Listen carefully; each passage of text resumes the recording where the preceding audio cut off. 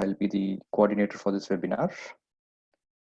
I hope my voice is audible. If you have any issues, you can reach out to any of the co-hosts in the participant list.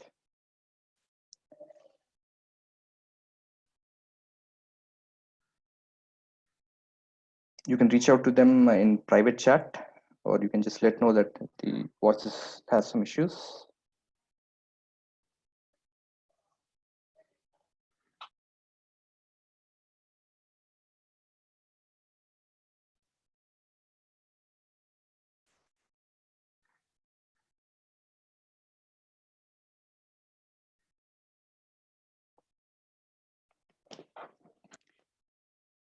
Welcome all. Thank you for joining the webinar. We were looking forward to meet all of you in person for the event Soul Spa, but due to the present circumstances, we had to postpone the event. So once the situation is back to normal, we will organize the retreat and we'll keep you informed. So before we start, a small introduction to the organization. Brahma Kumaris is the largest spiritual organization in the world led by women. It's an international NGO founded in the year 1937, having its headquarters in Mount Abu, Rajasthan, and has a presence in over 110 countries. It also has a consultative status with the United Nations Economic and Social Council, and it has done a number of activities, events along with the UN, including the Million Minutes of Peace. The real commitment of Brahma Kumaris is to help individuals transform their perspective of the world from material to spiritual. Also, as part of service to the community, we have various wings which serve individuals associated with different professions, like business wing, politicians wing. Similarly, IT wing serves professionals from the IT industry. And as part of the IT wing, we organize various programs, including SIT, which is Spirituality in IT.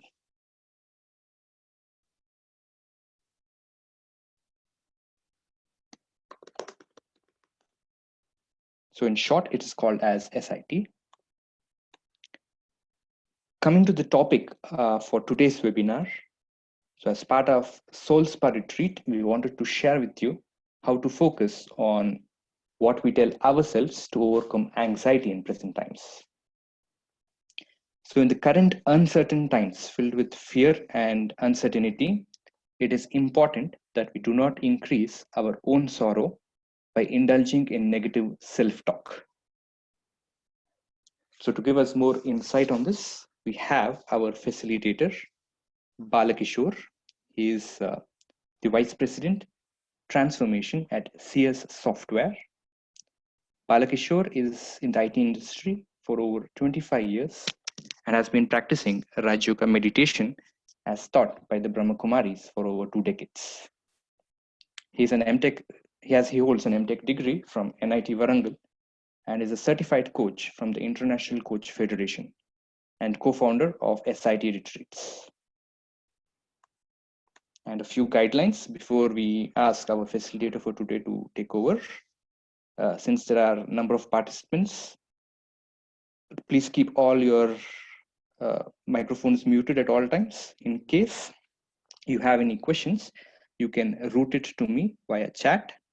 So there's an option to privately message or chat to the individual person. So you can chat to me or send the questions to me.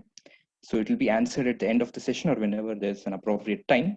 I will route it to Balakishore. So handing it over to Balakishore.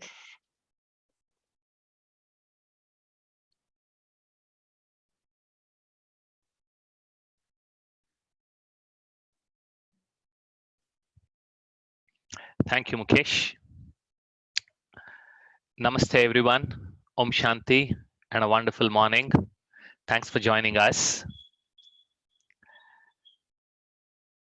You must have thought you heard about spa treatments, but what is this soul spa?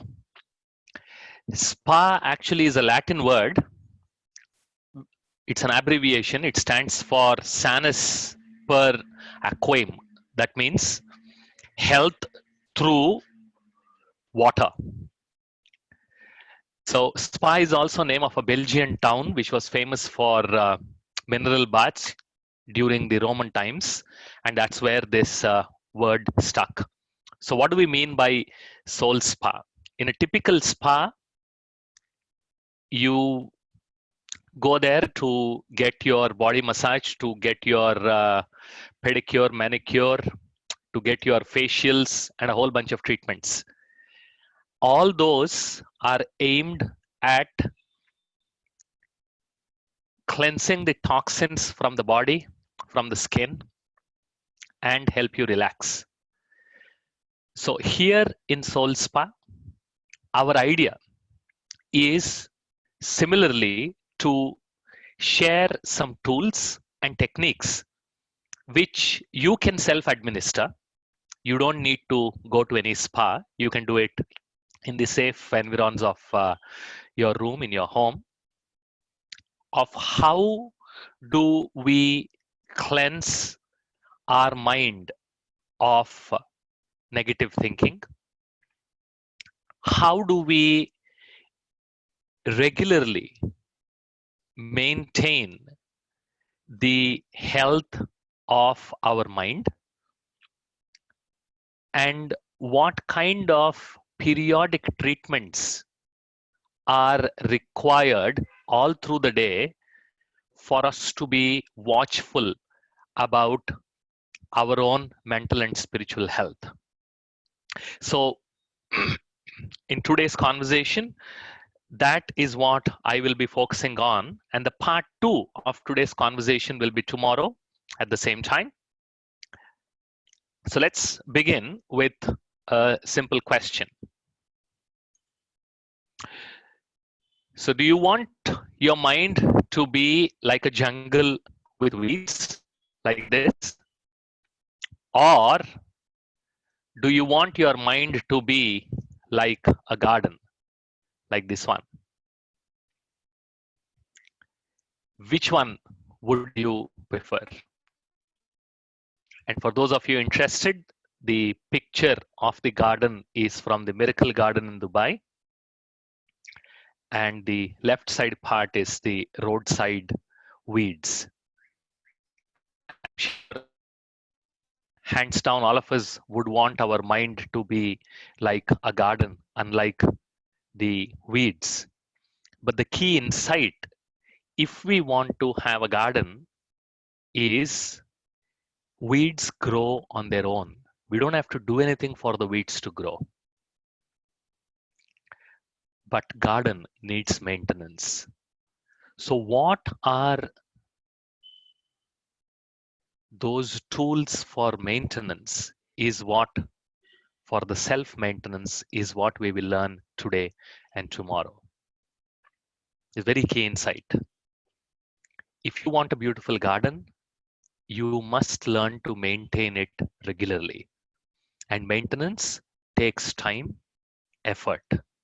If you leave it like that, without any maintenance, even the most beautiful garden can grow weeds very soon.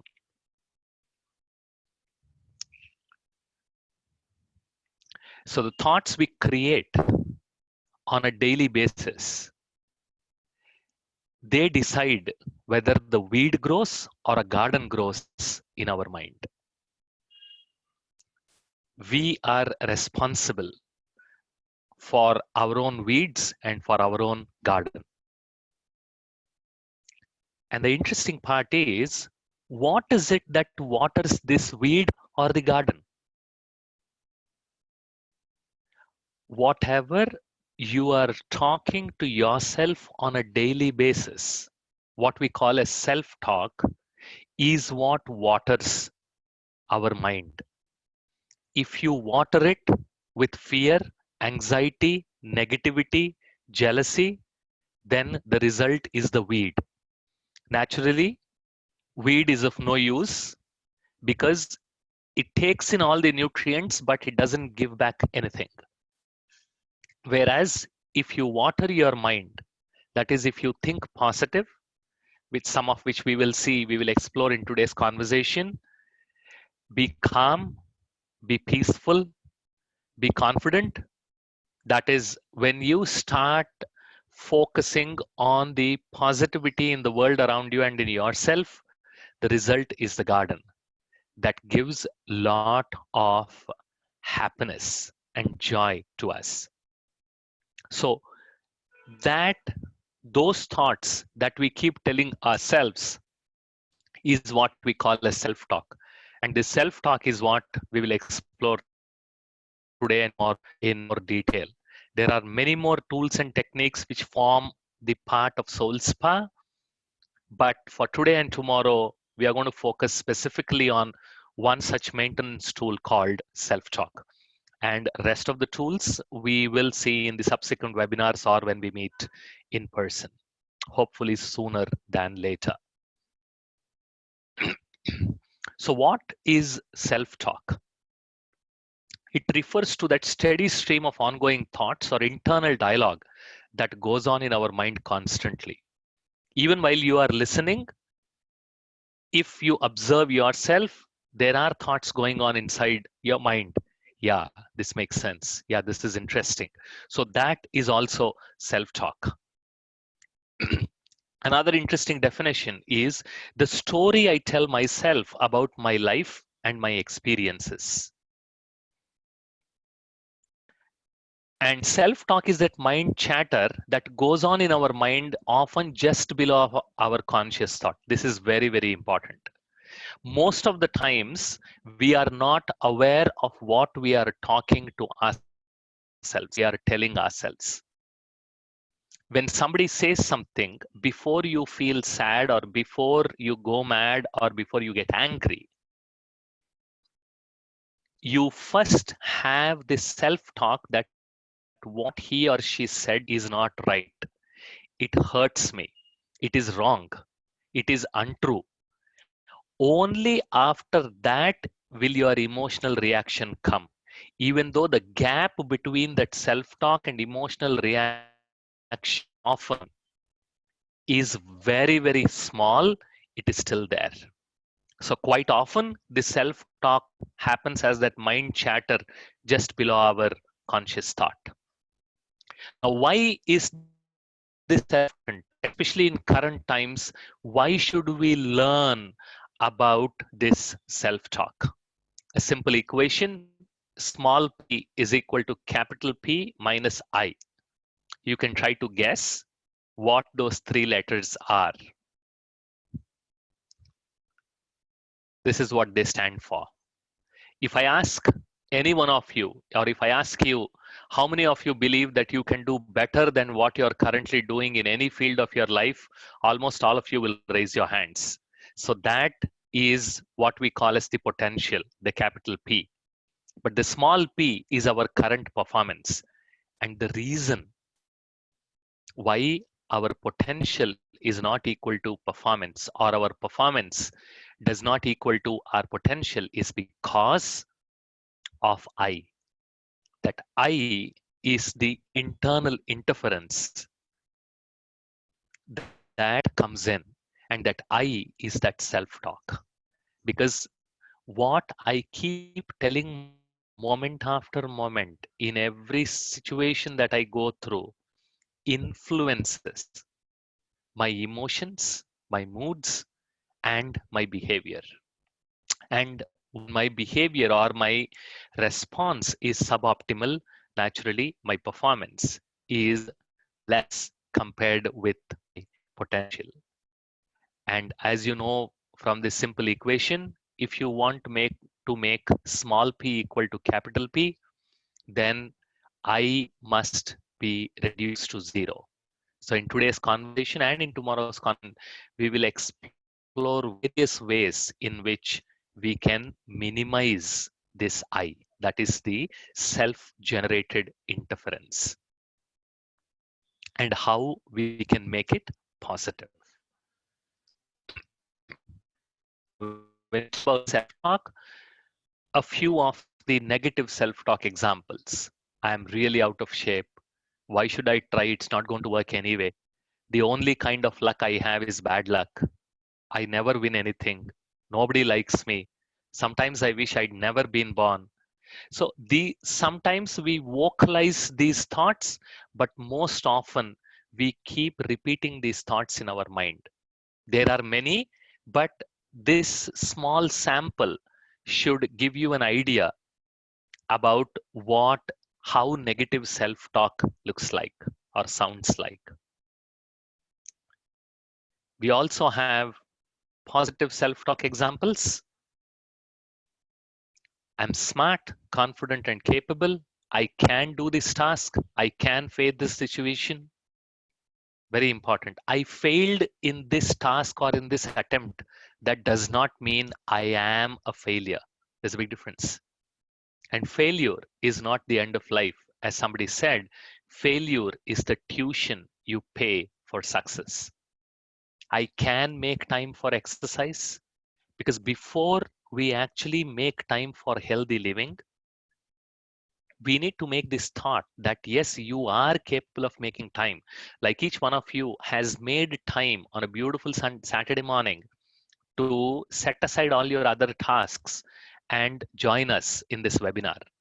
So this is a positive self-talk example where I tell myself I can make time and then go about creating that time for incorporating positive lifestyle.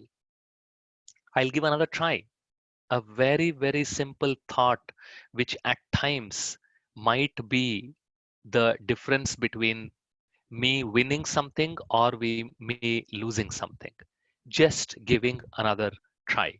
So these are positive self-talk examples. Now, each of these has its own consequences. When the self-talk is negative, then anxiety, distress, and thus we feeling stressful are the results. And when we keep telling ourselves or making these negative thoughts, initially we will start feeling out of control. That is, we will feel helpless. And prolonged helplessness leads to hopelessness. And prolonged hopelessness leads to depression. So, depression is not an event, it's a process that happens over a long period of time where you start feeling helpless first, then you would not even want to try and do something. That is a stage of hopelessness, and prolonged hopelessness leads to depression. And all of that begins with one single negative thought that we keep repeating. And negative self talk can also make us lose our self confidence, and it also makes us lose our self esteem. And the result is failure. And if we learn to change our thoughts and make them positive, research shows that when you have positive self talk, it enhances our attention and motivation. When they tested a whole bunch of sportsmen, especially those who have consistent record of winning, they found that all of these sportsmen, they tell themselves while they are preparing and even just before the game that I can do it, I can win it, I have the capability. Because this positive self-talk enhances our attention and enhance, because if you tell yourself you can't do it and you have decided that you will not win, then you can check your own life's examples where you will not give your 100%. Only when you are sure or when you feel you can succeed will you try to give your best. So even before you try, this self-talk influences whether we give our 100% or less than 100%. And positive self-talk, it helps manage stress. And It allows us to control our emotional reactions. Very, very important. Because as I said, every emotion, before we succumb to that, there is always self-talk that we do with ourselves. Even though we may not notice the gap, after today's conversation, if you sit and observe, become aware, you will start seeing that first a thought comes and then that thought immediately becomes an emotion. So with positive self-talk, we can control those emotions before they become nasty. And positive self-talk also maximizes skill development. That is, by improving your self-confidence and self-esteem, your ability to work hard, your ability to withstand failures increases with positive self-talk. So as you see, even though self-talk is invisible, it impacts every single aspect of our life. It impacts even our health. We can literally psych ourselves to illness. If some of you had heard about any of your friends or colleagues, hopefully not, but if you have heard that they tested positive or they came from Italy or they just traveled in the same bus which carried that first COVID into India, suddenly you will start developing cough, cold, fever, even though you know that you haven't contacted any of that virus, because that is the power of our mind in influencing our body, and that mind is influenced by our self-talk. Now, interestingly, more than 90% of our suffering and sorrow is self-generated. I'm making a very big statement, but utilizing this time during this weekend, I would encourage you to sit and reflect. Now, I'm going to show you how we are going to generate our own suffering, our own sorrow through negative self talk. When we struggle, when we suffer, fail, or feel inadequate, it's hard to be mindful towards what's occurring. That means it's hard to pay attention to what's positive. If something bad happens to us, not only do we not like what's happening, we also think there's something seriously wrong with us because it's happening. And whenever some loss comes to us, whatever that kind of loss is, whatever that suffering is, we feel painful.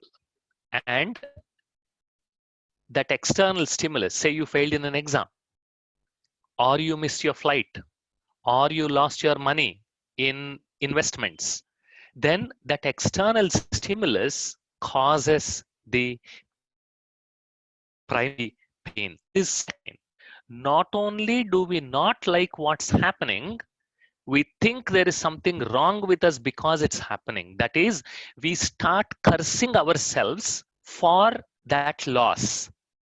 And that is the secondary pain. Sometimes we feel guilty, sometimes we feel angry. Whatever is that reason, that secondary pain is a lot more painful. Like if your teacher yells at you for whatever reason, or your manager reprimands you, and if he does it in front of everybody, that pain is a lot more than if he reprimands you in private. And the more you think about this primary pain, the secondary pain will increase. In the blink of an eye, we can go from I don't like this feeling, because nobody likes these kind of feelings of sorrow. And from there, we jump to I don't want this feeling. And from there, you see how quickly our thoughts jump. I shouldn't have this feeling. And from there to something is wrong with me for having this feeling.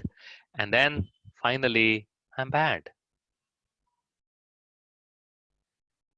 So, this is the interesting way in which our self talk plays with us, wherein because most of the time we are not aware, we don't take control of our thinking.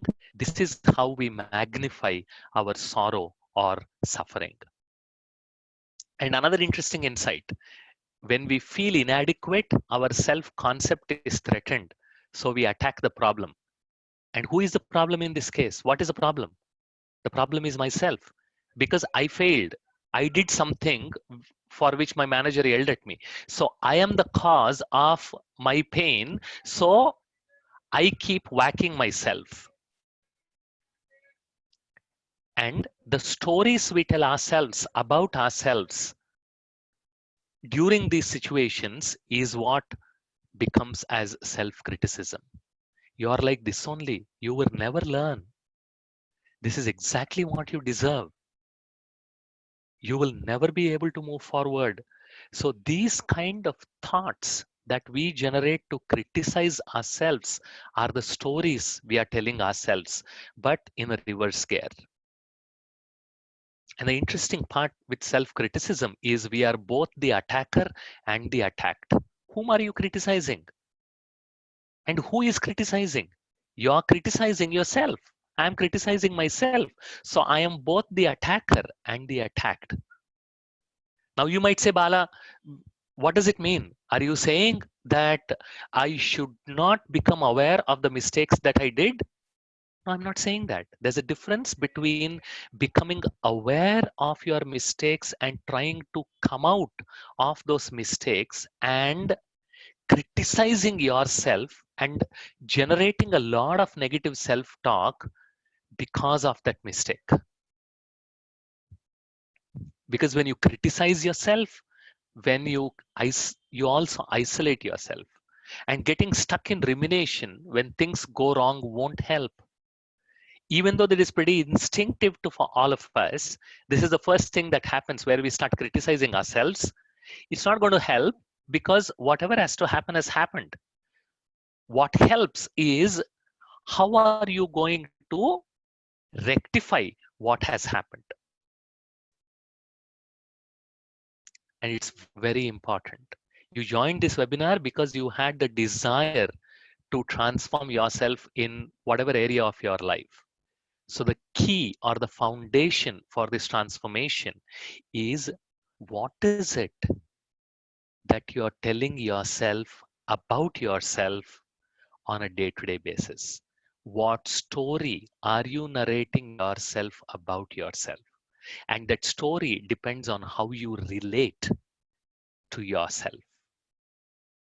And how you relate to yourself needs to be transformed. Fundamentally, that is what needs transformation if you want the change to be long lasting. And how can we change that is what today's conversation is all about. Instead of criticizing myself, when I am compassionate, my care system is activated. So there is a scare system, SCARE, which is fight or flight, and there is a care system, which is rest and digest. So scare fight or flight response, and care system activates rest and digest. So when care system is activated, oxytocin, that is we also call as the hormone of belonging or love hormone, and endorphins, the feel good chemicals that our brain generates, they are released, which helps us reduce stress and increase feelings of safety and security. And the two most reliable ways of activating the care system are soothing touch and gentle vocalizations. When you see a kid who is scared and who is crying, these are two exact things that any caretaker, mother or father or a brother or a sister or the elderly do with those kids. We take them into our arms, we gently touch them, and then we gently come up with vocalizations. We'll say, okay, okay, oh, then that's fine, things will be okay. So these are two of the important ways or reliable ways which can activate the care system. Now, how do we use this for ourselves through the positive self talk is what we will explore. And the key to this is to become self compassionate. Because when we are compassionate to ourselves, we feel safe and we feel cared for, like a child held in a warm embrace. That is, when I am compassionate with myself, I activate my own care system. So instead of self-criticism, if I talk with myself in a compassionate manner, the way I speak with my friend, then automatically my tension comes down, my stress comes down, and my ability to face the situation increases. A few examples.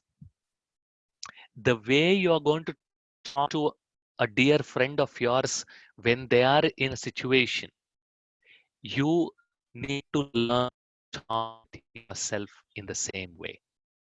Because I can psych myself up or I can calm myself down. This is how you talk with yourself, as if you are speaking with a friend or as if a close friend of yours is speaking with you. And you can even use your name while you're talking with yourself.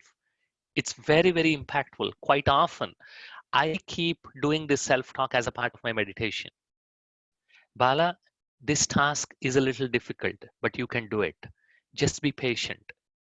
You can achieve. It's going to take a little longer, but you can fix this relationship. You can make things happen. So the more I speak with myself in a compassionate manner, the easier it becomes for me to reduce the self-generated sorrow and activate my care system. Because I know myself the best compared with anyone else in the world.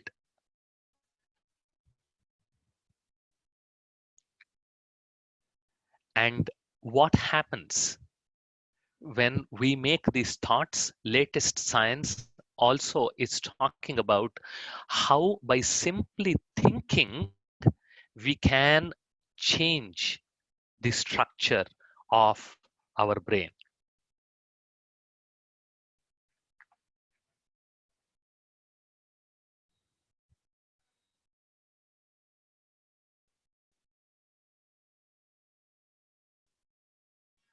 Intrinsic property of the brain, while people had this notion that plasticity must be a good thing. It's a good thing that the brain can change because we can learn new things. And that brain is changing all the time. And so the challenge is to learn enough about it so that you can guide the changes.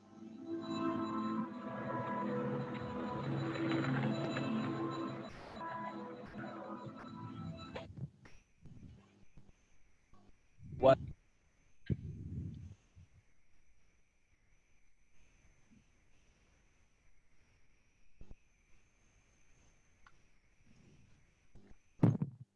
Balamai, over to you.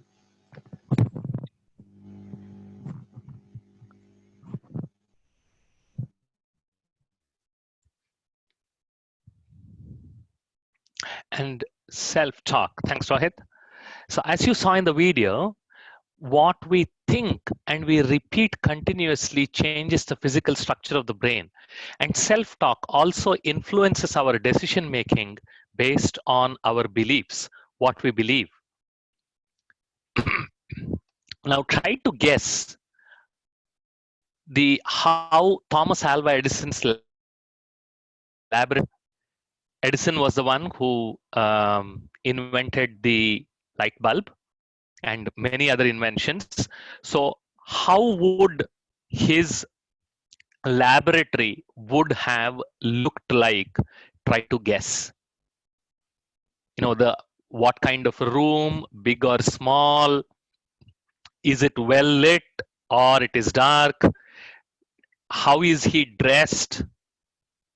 Are there any papers all over the place? Are there any broken things? Just try to imagine,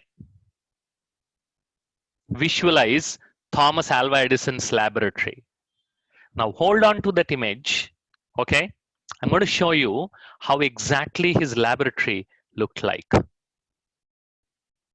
a typical chemistry lab, pretty clean, because this is the representation in the Smithsonian of Edison's lab like it was. Now, why did, even though we did not see Edison's laboratory, any one of you hasn't seen the laboratory, but as soon as I asked you, thought about, some of you must have thought about a cramped place, all the waste papers and all the broken equipment all over the place. He's sitting in one corner. All these are the typical pictures that we have been conditioned to think as soon as we think about a scientist. That is why that belief led you to visualize something which you even haven't seen. So now you see how the belief about the scientist has influenced your thinking. Even though you haven't seen the laboratory, you were able to visualize by filling in all the necessary details only based on your belief. That is how powerful our beliefs are. And our self-talk is influenced by our beliefs. So what we see, what we observe are the results and the behaviors. But what we don't observe, which is invisible, these are emotions, our thoughts, and underneath those thoughts are our beliefs, because what we think is based on what we believe. Now, let me share. Now, that is the key element, that when I think something and I start believing it, that is what becomes my experience.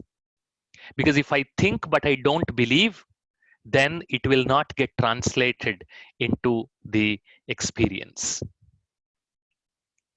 And beliefs form the bedrock on which the edifice of self-talk stands and sustains. So beliefs guide self-talk, and my self-talk reinforces my beliefs. It can be about my health, it can be about my performance, it can be about my political views. Whatever it is, whatever self-talk I am doing is based on my beliefs. And whatever beliefs are getting reinforced is based on my self-talk. Simple example. Emotions that we go through when Prime Minister Modi is speaking. If you believe that he is not genuine and he is fake, like some part of our country believes, then when he is speaking, you will have negative self-talk. Yeah, he's going to speak like this only. This is all fake. Only his bhagats will agree with him. But actually, whatever he's doing is all tamasha, jumla. But if you believe that what he is speaking is right, and you believe that he is working hard for the sake of our country, then when you are listening to him, you will say, wow, this man is so good. He works so hard for each one of us. He is more like a rishi, a modern day rishi who is working really hard for the sake of this country and trying to change the system. So depending on what you believe, your self-talk happens, and the kind of self-talk reinforces your beliefs. Very important. And what are some of the irrational beliefs? If someone says no to my request, it means they don't love or appreciate me. Very, very subtle. It's not love if you have to ask. He or she should know what I want or need. Typically happens in close relationships, where the wife gets upset or the husband gets upset because the other person forgot their birthday for whatever reason, or wished them in the afternoon instead of the morning. I cannot solve puzzles, so I'm not good at math. So this is my own example. Before 2008, before I started learning about these beliefs and mindset, all through my life, I was always scared of puzzles. But the interesting thing was, I was very good at math, but I was not good at puzzles. So I used to studiously avoid, to the extent that when I was appearing for interviews after my first job, one of the preconditions I put on the interviewer was, you ask my subject, you ask my project, but don't ask me stupid puzzles. Because the scare or the fear was so much. But I realized that once I started learning about my own mindset, about my own belief system, I realized that I never worked hard on understanding or solving puzzles.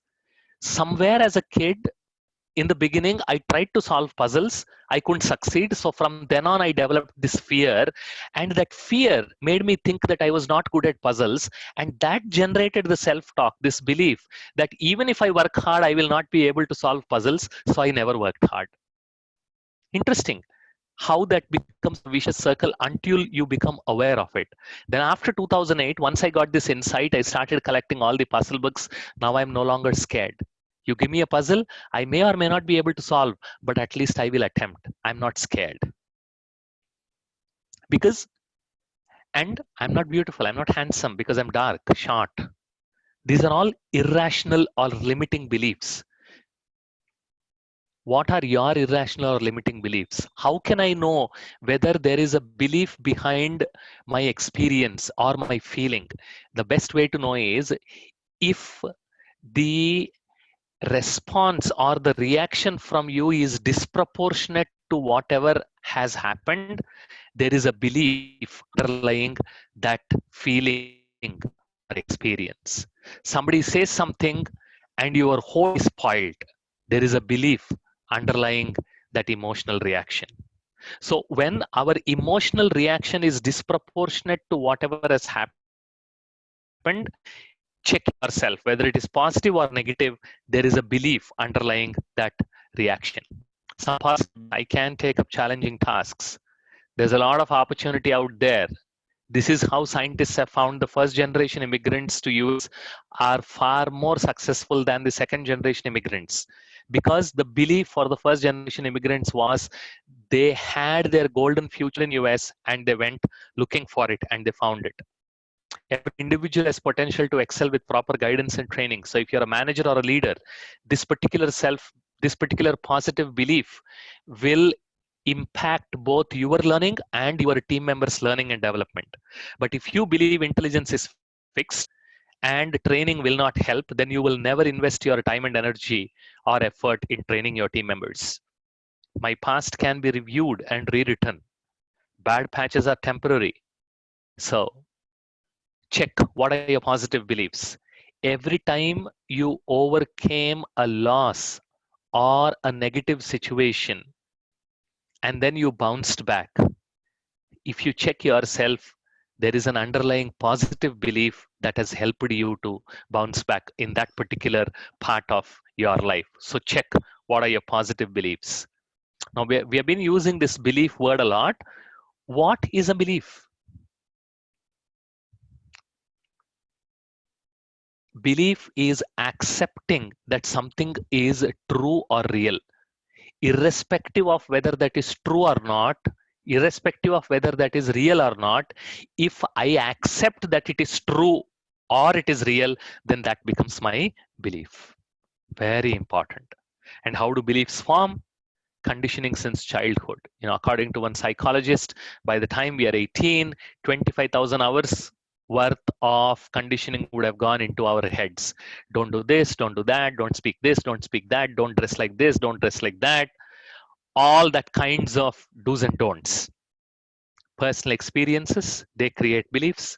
And what we hear from those we trust, very important. What we hear from our parents, what we hear from our elders, they also create beliefs. And beliefs, very interestingly, form our invisible cognitive filters. That means they transform the way we look at the world. It's the same scenario, but I react differently, you react differently based on your belief system and based on my belief system. And beliefs also change our experience. If I hold a negative belief about something, then I will feel bad when that situation happens. But if I hold a positive belief about something, then I will feel good. The situation is exactly the same, but what I experience depends on my beliefs.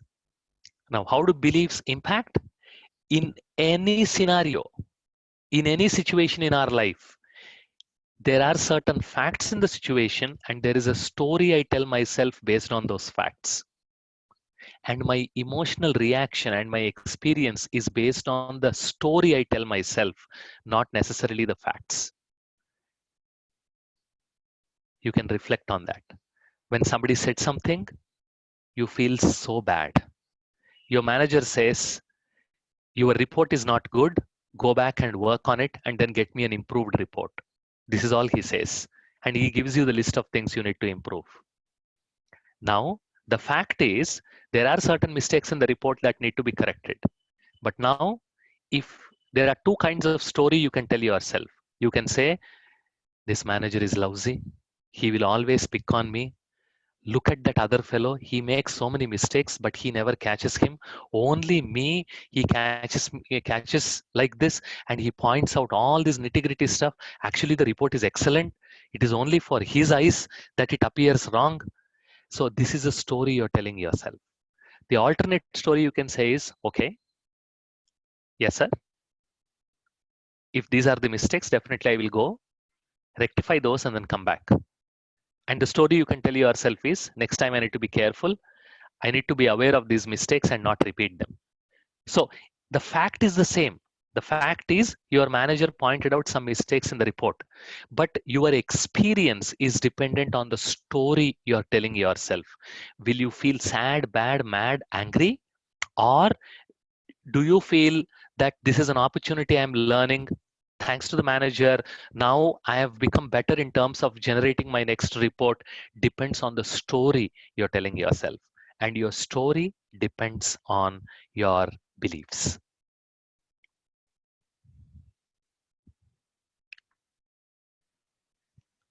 And our beliefs govern our self-talk, and our self-talk shapes our self-image. As someone said, it is not the size of the dog in the fight that is important. It is the size of the fight in the dog that is important. Let me repeat. It's not the size of the dog in the fight, but it is the size of the fight in the dog that counts at the end of the day. I am not what I think I am. I am not what you think I am. I am what I think you think I am. Little tricky. I'll give you a couple of minutes. Just sit and reflect. My impression of you, of what you are thinking about me, is based on what I am thinking about what you are thinking. And it might not even be what exactly you are thinking, because I am not what you think I am, but I am what I think you think I am. Because most of the time we are worried about what others are thinking about ourselves without knowing that they are also doing exactly the same thing, and they don't have any time to keep worrying about you. This is what we call as the looking glass self. This is where the self-talk comes. This is what I think that my mom and dad see me. And this is how I think my girlfriend sees me. And this is how I think my older brother sees me. This is how I think my ex-girlfriend sees me. Whether she is seeing me or not, I don't care. I don't know. But this is what I think she is thinking. And that is what creates my own experience and my reaction towards her. Very important. Because what I perceive becomes my reality, irrespective of what the reality is. Now, how to change our beliefs and does our self-talk? Let me show you a small clip and then help you understand. Rohit, you can play the video.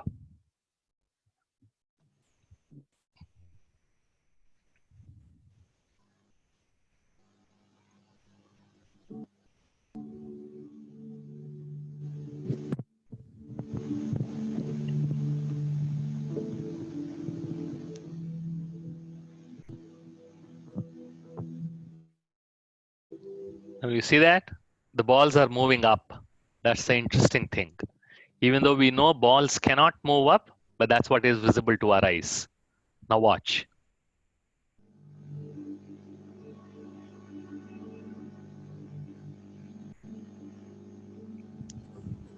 When you change your perspective, the facts in the situation appear differently and your perception changes. The balls didn't change. They were always going down. But what changed is my perspective. Depending on my position, I'll perceive it differently.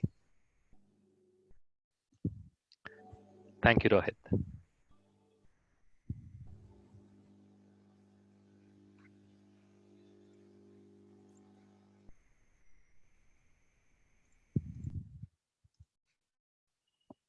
The key lesson is my perception is my reality, irrespective of what the reality is.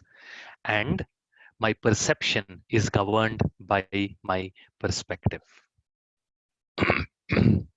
And that perspective is what gets generated or is what influences my self-talk. So if I want to change my perception, change my perspective. If I want to change my perspective, I should change my self-talk. That is, I should start becoming aware and start taking responsibility for my thinking. How can I do that? If this is the old way of thinking, I need to move to a new responsible way of thinking. The traffic jam made me angry. See the difference? How I am taking control of my thoughts.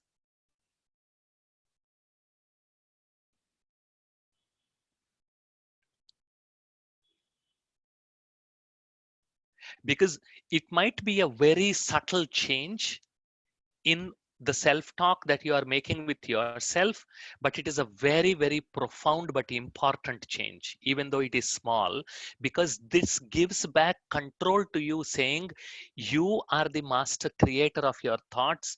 You can create positive thoughts. Very important. And well, when we are in the process, I want to change, I want to transform, become more positive.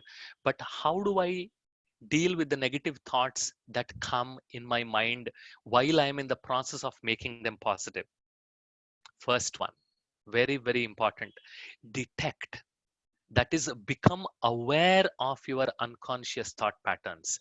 Whenever a situation happens, what kind of thoughts are getting generated automatically without being based on reality or the facts in the situation? Try to start becoming aware of those. Very important. Because if you question yourself, even about the fears about the coronavirus, you need to start telling your mind that, let me start thinking about the data. If I am less than 40 years of age, less than 50 years of age, the fatality rate is 0.4%. And overall, the fatality rate in India is 1.2%. And what they don't tell us is more than 80% people, even if they contract the virus, they recover. Very important. So when I start detecting my unconscious thought patterns, when I start becoming aware, it becomes easy for me to change. So first step is to detect. Next is to disrupt. Do not continue that thought if you know it is negative. Disrupt, divert, question. That is, yes, this fear inside me or anxiety is real, but is it justified? Is it based on data? So disrupt that negative thought and dispute, reframe using counter arguments. That is, you stop that thought and then start asking questions about whether it is true, whether it is supported by any data, or it is just our imaginary fears. And then once you dispute with the data, design new thoughts, new way of thinking. So detect, disrupt, dispute, and design. It's not easy. I'm the first one to say that. It requires practice. And the more you practice, the easier it becomes. Because that which was happening without your control, you started taking the control back. 3 questions to ask in any situation. Starting now, ask these 3 questions. We will share the slide deck once the session is over. So you don't have to worry about writing them down, but just see them. The first question: where are you putting your focus in the current situation? Do you create the outcomes you want, or are you overwhelmed with the problems? In any situation, where is your focus? That is, are you problem focused or are you solution focused? And question number two: how are you relating to others, your experience, and to yourself? Do you act in ways that perpetuate drama, that is your own unhappiness and sorrow, or empower others? That is, your actions, your thoughts, are they going to increase your sorrow, or are they going to reduce your sorrow and empower you towards positive action? How are your thoughts? How are you relating to others? This is the second question. And the third question: what questions are you taking? Simply reacting to problems, are you proactively trying to create healthier outcomes? In any situation, these three questions will make a whole lot of difference whether your self-talk is going to continue to be negative or it is going to become positive and empowering. Because negative self-talk pushes you into a state, into a position of weakness, and positive self-talk helps you move into a position of strength. Anything that you do from a position of weakness will not help you to succeed. Even though you see some success, that is going to be temporary, because position of weakness is dominated by unhappiness, by sorrow, by fear, anxiety, uncertainty. But a position of strength is endowed with confidence, with courage, with fearlessness, and with faith. So these three questions, when you sit and reflect before you start reacting, when you use that 4D model to become aware of your negative self-talk and ask these questions, they will help you to move into a position of strength from a position of weakness. Now, I'd like to give you an exercise both for today and tomorrow, for rest of today and for tomorrow before you join us for the tomorrow's webinar. Check what kind of conversation you are having with yourself in different situations you're going to face today and tomorrow. However trivial or important those situations are, just become aware. As soon as something happens, what kind of thoughts are going on inside your mind? As soon as you heard those questions, while you are hearing this conversation, what kind of thoughts are happening inside your mind? Because awareness is the foundation for any transformation. And while you become aware, remember, you are the master of your self-talk and you can change it. Very, very, very important. And in tomorrow's conversation, I'm going to share with you a lot more details about how self-talk impacts our brain and how positive self-talk is used in training armed forces all over the world, especially the Navy SEALs, the toughest people in the US Armed Forces, or the best, are the ones that become Navy SEALs. How positive self-talk is used in their training and how meditation can help improve our positive self-talk is what we will discuss in a lot more detail tomorrow, because that is going to be the part 2 of our Soul Spa.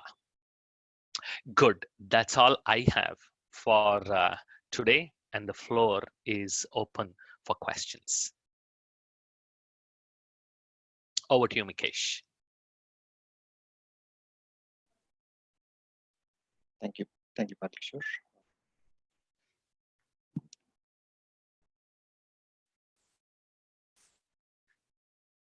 Okay, we have a few questions. I would put it across. Yeah, please.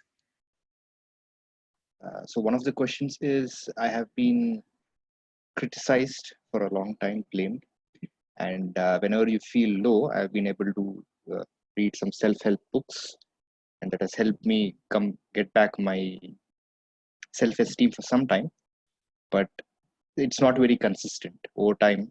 And anything, something, any other person also says something wrong, so I easily get impacted by it. So how is it that you can maintain your self-esteem consistently at a stable level? Very good question, and it's a pretty most common experience for almost all of us in our life. So first, one important insight. Typically, for almost all of us, 90% of situations repeat. That is, what are those situations in the past that caused you sorrow will be the similar kind of situations that will cause you sorrow even in future, especially if it is repeating because of this self-criticism or negative self-talk. So when there is no situation, hopefully like today and tomorrow, sit back and reflect without judging yourself. What is the underlying belief that is causing so much of unhappiness because of this stimulus? So what the other person said or what situation happened, consider that as stimulus. And your reaction or response, just sit back and then try to see what is the underlying belief that is creating this kind of negative response for that stimulus, and ask yourself what are the facts in the situation which gave rise to that stimulus. And while doing this, I repeat, be relaxed, be non-judgmental, detach yourself and analyze the situation as if you are analyzing for your dear friend. Then slowly you will start understanding either you are scared of your impression in front of others, or you are worried that you are not going to have that particular chance once again, or what is that, it will be some other negative belief, some other irrational belief that is underlying that feeling of self criticism. Once you start becoming aware, once you start writing down the facts, not only from your perspective, but even from their perspective, like the example I gave from the manager's perspective, there are two perspectives. You can say that this manager is lousy, or you can say, let me detach myself and look at the suggestions he has given. Are there indeed any mistakes in my report? If yes, let me sit and correct them. Now, this is the conversation you will be able to have when you detach yourself and you don't judge yourself. And this requires practice. You cannot do this in the middle of the situation. Very, very, very important. Like you cannot study a day before the exam, you have to study all through the year when there are no exams to pass in the exam. It's the same thing with our self-talk. Like I gave you the example in the beginning.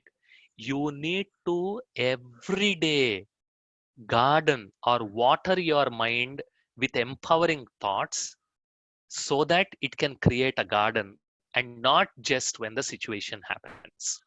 And what exactly happens inside the brain, how we can turn the things around, how meditation is going to help, we will see that part in tomorrow's conversation. Hope that helps. Okay. We have another question. And Yeah. so in the context of the example which was taken where my report was incorrect. So let us say actually the manager is trying to pull you down. Yes. Intently do it. So how Yes. do you maintain a positive mindset even when the team or the people you're working with have a negative, uh, have something negative for you? Very good. Very good. Very important question. And again, another typical scenario that we keep facing in today's workplace. Again, sit back and reflect. What is it that is motivating them to be negative? If you do not find any reason and you feel you are doing your best, then Then also you can sit and have the self-talk with yourself, where you need to tell yourself, assume your name is Vinod. So, Vinod, you know you gave your best. You know this manager or this team member or this team lead is hell bent on showing you in negative light, but don't get perturbed. Stick to what you are doing, continue to deliver the best work. Sooner or later they are going to realize. If they are not going to realize, then you might have to switch the team or move on from this company. So this is the kind of positive self talk that you can have with yourself, because there are many situations in life, especially with respect to other people, which we cannot control. Very important. We must learn to let go of our desire to control others, because a lot of stress and unhappiness is the result of my desire to change things which are not in my control. Like me trying to change my mother-in-law, me trying to change my spouse, me trying to change my manager. They will not change. I can influence with my positive behavior, and at the same time, with positive and empowering self reflection and self talk, I should protect myself from getting negatively impacted because of their negative actions. So that is where this positive and empowering self talk will also serve as your emotional shock absorber. That is, instead of saying, why does this stupid fellow he comes after me always? Come on here. I mean, what did I do? Did I take anything from him? Did I cause him any harm? I actually helped him so many times, but still he comes after me. This is the kind of helpless self talk we have. Instead, change this self talk. For whatever reason, he is comparing himself or herself with me. Let me ignore that comparison. Let me do what best I can do. Because today I'm here, I'm working with this person, does not mean forever in my life I'm going to work with this person. Few years down the lane, I will move on. While I am here, why don't I add value to myself instead of wasting my time thinking about what the other person is thinking about me or saying about me? Now you see the change. Exactly the same situation, exactly the same set of actors, but how you feel depends on what your self talk is. If your self talk comes from a position of weakness, from a position of self pity, from a position of blame, you will never become powerful. But if your self talk comes from a position of compassion, from a position of forgiveness, from a position of strength, then what you are saying or doing will not impact you. Okay, Balabai. There's a one very, 1 second, Mukesh. There's a very interesting story about Buddha. When he was going around the village begging people, there was one old lady who used to every day curse Buddha, every single day. And this happened for one full month. And finally, once Buddha stopped at her old woman's house, she would never donate anything, but she would curse Buddha. So he stood there, and while she was cursing, he patiently heard whatever she said. And while she got exhausted after cursing for a few minutes, he simply asked her a question: Mother, if you give me something and I don't accept it, whom does it belong to? She said, Idiot, don't you know even that it belongs to me? He said, For all last 1 month, whatever you have been saying, whatever you have been giving me through your words, I don't accept them. And he moved on.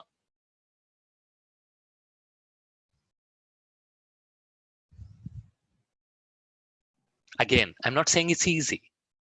I've never said it is easy. But with practice, we can definitely become more and more powerful.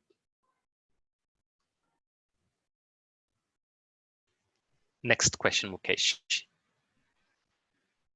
Yes, exactly. Just as I said, it's not very easy to do it in action, but the question was more on if you have the habit to emotionally react with anger? Is there anything specific? Self-talk is fine, but is there anything specific that you can control your anger at that point in time so that the situation passes away and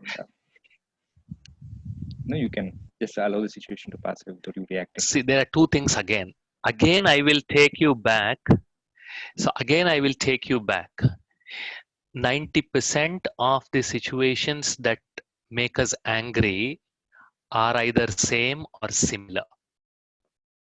It's important that you do your homework on every single day, anticipating what is the situation that might make you angry.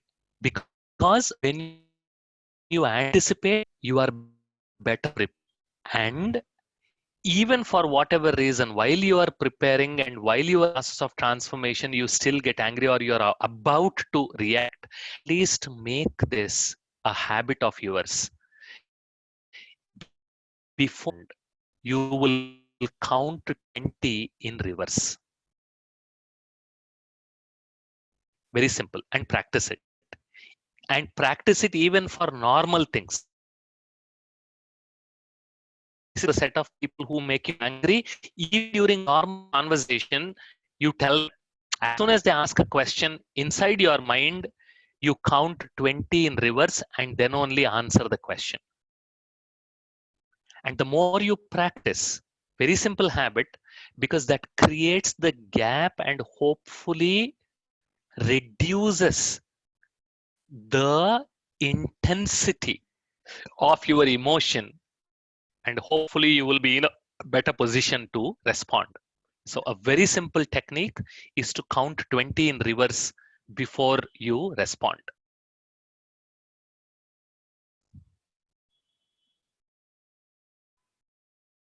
Okay. Go ahead, Mukesh. One more question. This is on the present situation of coronavirus, and even though there's a lot of panic which has been created, so how do you deal with this kind of situation? If you are saying that you're not, the question is like, if you're not very serious or if you're not following what is being told, people might blame you that you are careless. It's not, see, I never said you should not follow the personal hygiene. Let us differentiate two things very, very clearly. Panic and anxiety is different from carelessness. Here, I am talking about being carefree. And I would encourage the participants to sit there and reflect today on three words: careless, carefree, careful. When you are careful and you don't panic, that is what we call as carefree. When you are not careful, that is when we call as careless. So sit and then educate yourself about what this virus is, how it spreads, what is the fatality rate, what is the recovery rate, and who are the people whom you have met or you have the chances of meeting. Did they actually travel to any of these countries? Did they live there? Or are they showing any signs? So it is very, very important that you start going back to that principle that I shared. What are the facts in this situation? The more you equip yourself with the facts, the more you can control the story you are telling yourself. Without facts, when there is nothing else to engage your mind productively, naturally it will slip to the negative story you are telling yourself, and the result will be panic. So take all the necessary precautions and at the same time educate yourself, and each time panic is about to set in, take the control back. Use those 4D method: detect, disrupt, dispute, and design. Detect that it is going into negative. Again, this thought is coming. Stop there. Disrupt that thought and dispute. Give all the data. Yes, I am safe. I will continue to follow all these hygiene. I don't have to panic. Then what happens is, when you start becoming aware of the negative thought and stop it in the tracks and then replace it by placing facts in front of your mind, you are not allowing your negative thought to degrade into panic. That is the only way in which we can reclaim back our state of mind or our sthiti. It requires practice, but it's possible. And each one of us is eminently capable to do that practice. It just requires some effort. That is the reason why I started off this conversation saying, if you want to have a garden, you must work hard and you should maintain it every day. The reason why we find it hard is because without any maintenance, there is lots of weeds that are grown, and suddenly we want the garden to appear when the situation happens. Nature doesn't work that way. Good, Mukesh. We have time for one last question. Yeah, this one last question. If there is continuous thoughts of negativity coming in, especially from someone who's within your family, Yeah. since their negative thoughts also affect me, how do I? Yeah, it's very important. And this Protect myself overthinking from or negative negative thinking, or what's the best way to, because of the other individual, not because of myself, but another individual's or correct. family members thought. So it's very important to understand and realize that you have no control over what they are thinking and what they are going to think or say. What you have control is on yourself. So if you want to stop your overthinking or negative thinking, then one of the best ways is write those things down. It makes a huge, huge difference. Write down your negative thoughts, because we think faster than we write. So two things happen when you start writing. Because your focus shifts from thinking to writing, the number of thoughts you make will reduce. The speed of your thoughts will reduce. And once you start writing, it becomes easy for you to review and for you to detect and to dispute and to disrupt those thoughts, because it becomes easy for you to review those thoughts when they are written on a piece of paper rather than trying to juggle them inside your mind. And once you write them down, then use the same 4D model and this insight of you looking for the facts in the situation and not necessarily your own story. So this is one of the very important ways in which you can reduce this negative thinking. And the interesting part is, if you can build your psychological shock absorbers and protect yourself from the negativity through these various techniques, then even if they keep thinking negative, you are strong enough. It will not affect you. Basically, you are increasing your emotional immunity. But again, it requires homework. It requires a little bit of effort. If you just sit there and then wish that these things will go away, they will not go away.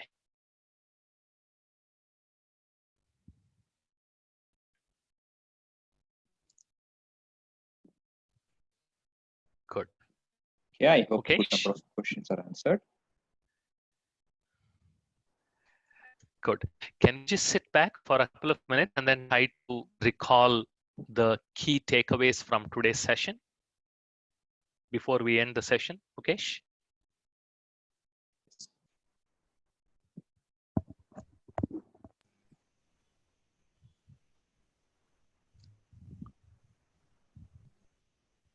Balabhai, I will play a meditation clip maybe.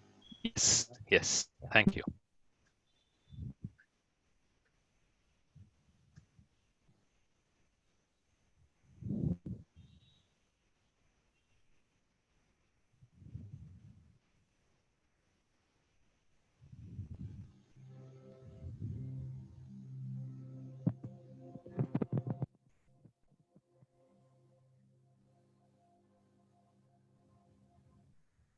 Find a quiet space and sit down. Take a deep breath and gently allow your whole body to relax.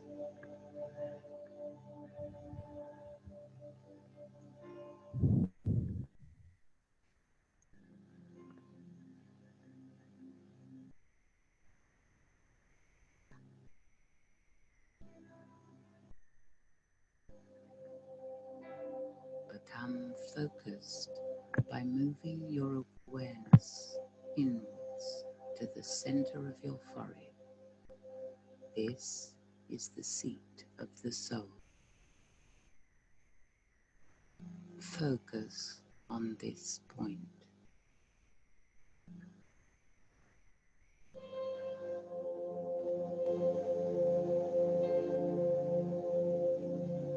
Within this silent and still space, awaken a spiritual thought. For example, I am a peaceful soul. Hold this thought. Don't think hard about it.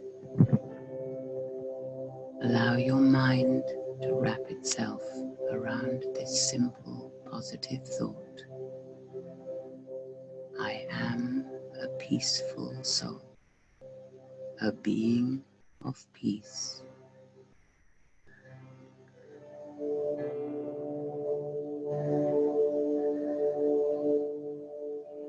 Hold this thought in your mind and very slowly allow your heart to experience it. Reaffirm the thought if you need to.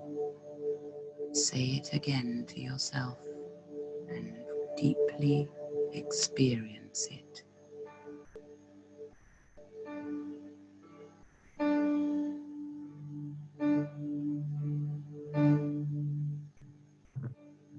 As I hold this thought, I become the form of the thought.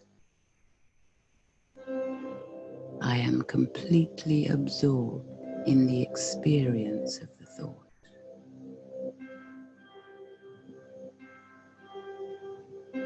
This is meditation.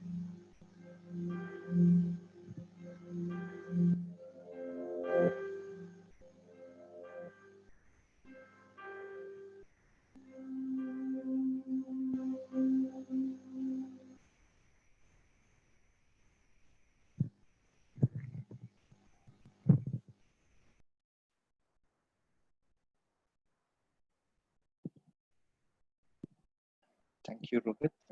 Thank you, Kishore. Session was informative and I believe it would help you. For tomorrow's session, you can join tomorrow from 11 to 12:30, same time, at the same link. And there's another webinar which we have on the 21st, which has been sent across. The link of it has been sent across in the chat. So you can also join the webinar on the 21st. Okay, so yeah, so you can also invite others who are interested. So we will end this webinar for the moment and see you tomorrow. Thank you.